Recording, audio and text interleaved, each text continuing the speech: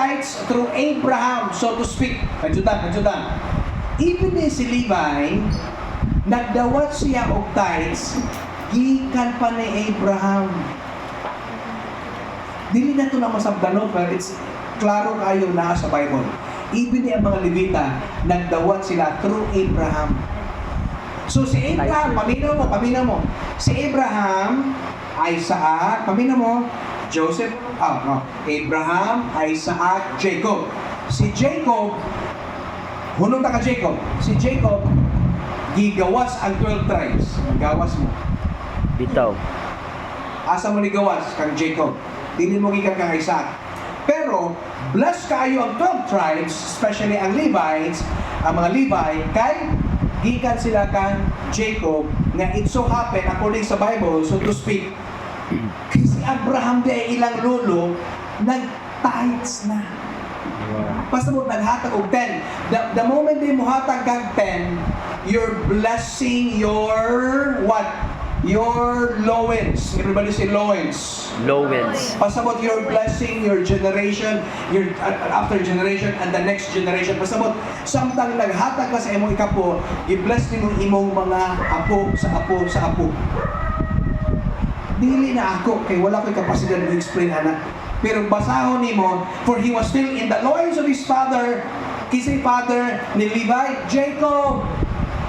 Napa siya kang Jacob, for he was still in the loins of his father when Melchizedek met him. Sa dihan naghatag si Abraham kang Melchizedek, gi-bless ni Melchizedek, apel si Isaac, si Jacob, the 12 tribes, sa 12 tribes, apel niya si Joseph Nadim.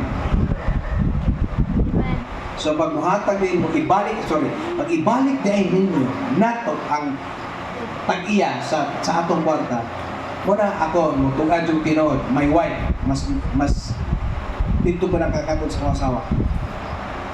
Pag muabot ani a certain amount, wala na ilaris, diretso na.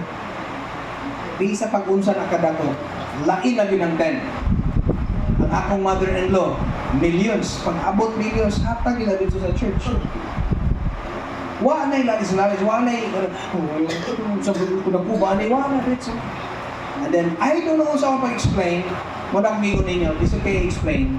Pero katong mga gigo, nakikala ka di mahutdan. Nga ay something sa ila ba? I hope kitang tanan diri mahimod yung gigo. I pray na mahimod kitang gigo.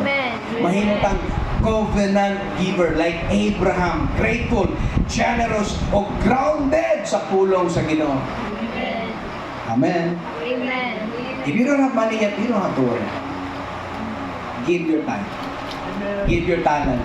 Give your, usik kaya nimo for the Lord.